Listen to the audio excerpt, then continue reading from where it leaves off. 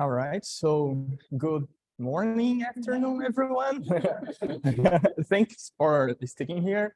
So my project is basically the ZK Biohazards, and yeah, let's get started. So basically what we are going to talk today, I'll give a little bit of context about what we are talking, expose what is the problem, my solutions, technical details about the solutions, and also final considerations.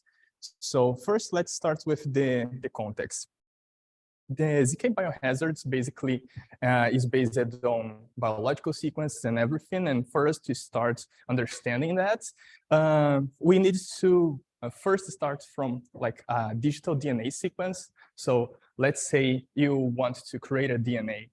First, you need to start with you creating our computer. Okay, so I think this string will produce a protein that I like. So you have the data on your computer, but for you to have actually the molecule, you need to send it to a specialized laboratory. So basically, you having your digital DNA sequence, let's say you are a researcher or I don't know, some specialized organization doing healthcare or something like that, but you cannot create the molecules because they are too expensive for you to create by yourself. So you ask for a specialized laboratory, the laboratory creates a DNA sequence for you, and you can do continue your research or what you're doing with the molecules that you were created for you. And like, what is possible to do with that? Like, why are you would like to want to work with DNA sequences and everything? So basically, if you have DNA, by the central dogma of biology, you can have the protein because you just do the translation from one molecule to the other. And why are proteins a big deal? Because you can do a bunch of stuff with them.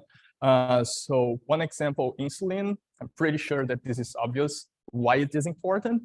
Also, things like the GCSF, use it to treat cancers. So you can do a lot of stuff for your health to improve industrial process and everything. But also you have the problems of proteins that can cause diseases. So you have, for example, prions.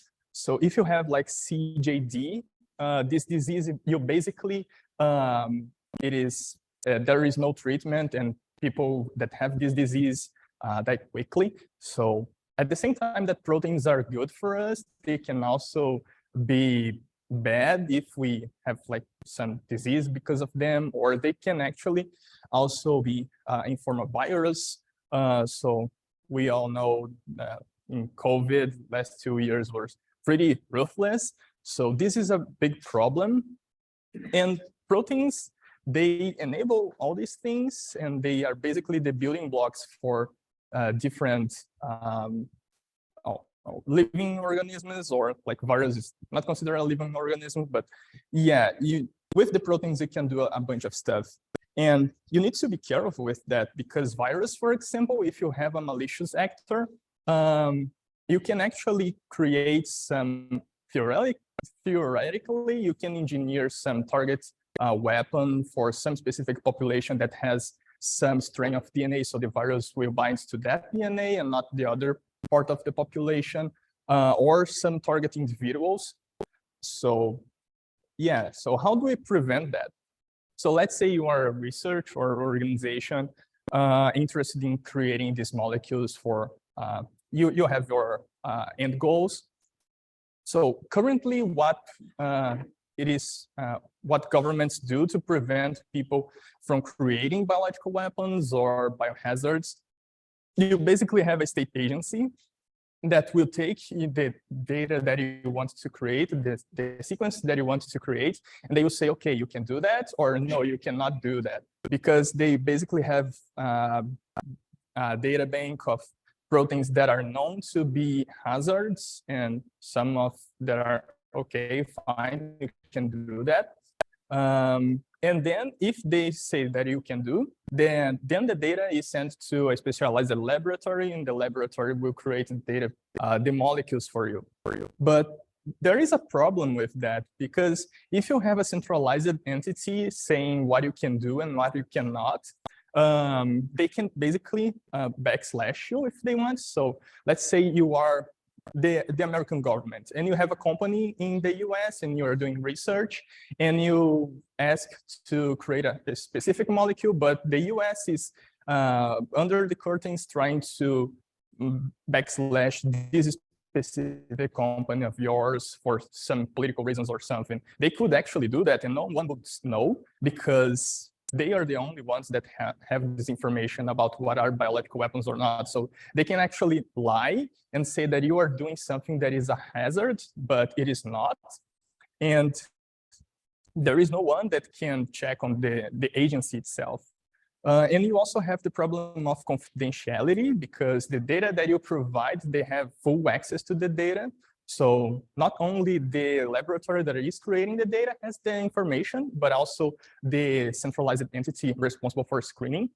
This is not ideal. So what I envisions that we could do to foster a better solution for that problem is first having a decentralized biohazards database. So everyone would have the information, so you kind of don't need to have one specific agency saying what you can do and what you cannot. And you leveraging the decentralized database, you can create a proof that, hey, my sequence is not a biohazard because I can compare this to the database.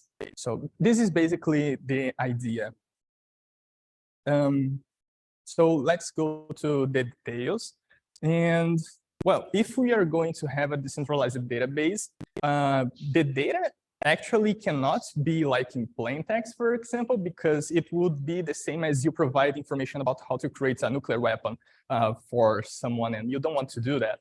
So the data that is in the decentralized database cannot allow inference about the hazard itself, meaning that if you have access to the data that is distributed, you have the hash of it, but you cannot actually, from the hash, get to the biohazard. So you are not able to figure out some weapon that you didn't know about. Also, for the decentralized database, for you to have this property, we would need to extract properties from the original sequence. So the biohazard would be like a protein, and the protein, you have primary, secondary, tertiary, and quaternary structures that are represented here. So first, the amino acids. Amino acids have some chemical properties that you can see on the right. Some are polar, like positively charged, negatively charged, acid, basic. So given that chemical properties, proteins can fold in specific shapes. So this would be secondary and tertiary structure. And a bunch of proteins together can create the quaternary structure. So given the primary structure, you can actually derive a lot of information about secondary, tertiary, and quaternary structures. And we would like to extract these properties and not just put the full data on chain. This would allow us to, like, extracting the data, we could discretize and hash the properties. So we would have, for example, let's say this is a biohazard, like each of these small circles is a protein. And you actually can have proteins that are similar to each other, but not really the same protein. So you can have mutations in a protein, but they still have the same functionality. And you want to, doing the discretization, be able to, from one protein, also check other proteins that are kind of around that one, but have the same effects. So yeah, doing that would allow us to filter sequences that are similar and would cause the same issues.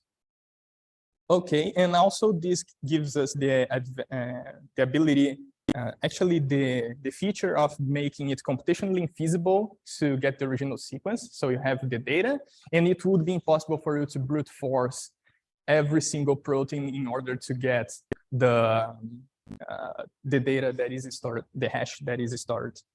So this is for the decentralized database, and we also would have to create a program that would create basically a proof of non-hazard sequence. So for this project, I'm using like RISC-0 ZKVM. I'm kind of biased to it, so you can kind of know. Yeah, and basically the steps that we would need to follow in order to achieve that goal are translating the submitted user's DNA and doing all the things that we kind of did for the database. So then we have matching sequences. So extracting biochemical properties, discretizing hashing, and then we check with the database, like, do we have it there or not? And then if we don't have, we create a proof of non-hazard sequence, and then we can show to people, hey, like, this is not a bioweapon or something. So let me do the molecule for me, because I can prove that I will not do anything bad with it. So now let's go to the demo, and I think, yeah, for the demo, I need to change here the sharing. Stop share, share screen. I think it's easier if I share everything. How do I do that? Okay, here, share. I think I got it. Yeah, it's a little bit slow, but I got it. All right, so it's a little bit small. I hope you guys can see, but here I can basically provide a DNA sequence and run the code. And if it is a DNA sequence that is not on the database, after doing all the computations, we find that, okay, this is the sequence, this is the hash that we created, and it is not in the database. So you can, it's not a hazard, then you can create a molecule. Otherwise, if it is something that is known in the database sequence, it will abort and it will not create a proof for you. So it's very easy to understand the logic about the program. And here is the code. So basically, we would have in the host, we would load the database or connect to a database in some way. Since it's just a hackathon, I didn't go in full production mode. So it's super simple how it's coded. But the idea is you have the database, you have the DNA that the user submitted to you. It's a little bit small. Okay, and then you do the proving itself. So in this function here, you will do all the heavy lifting. That is like, okay, you load the things, you send it to the guest code, and then in the guest, you have actually the logic of your program. So reading the database, the DNA, translating to protein, getting the properties of the sequence, then hashing it and checking with the database. It's very easy, super simple concept. And yeah, I think that's it. So final considerations, it's just a proof of concept. It's not something that would go to production or something like talk to the government, hey, stop doing screening right now. No, but like it is just to show that it is possible to do that. And it should be something to push forward. Also, like short DNA sequences with that approach might not work because it would be possible to brute force. So yeah, super small proteins wouldn't be able to go to that database. But yeah, we can explore other algorithms that would allow us to overcome this problem. And also, it would be interesting to run more sophisticated similarity research, because now we are just extracting information from the primary and secondary structures. ZK AlphaFold would be amazing, for example. AlphaFold is a machine learning model that can predict tertiary structures, and it would be super cool. So yeah, but these are just ideas. And yeah, that's it. Thank you.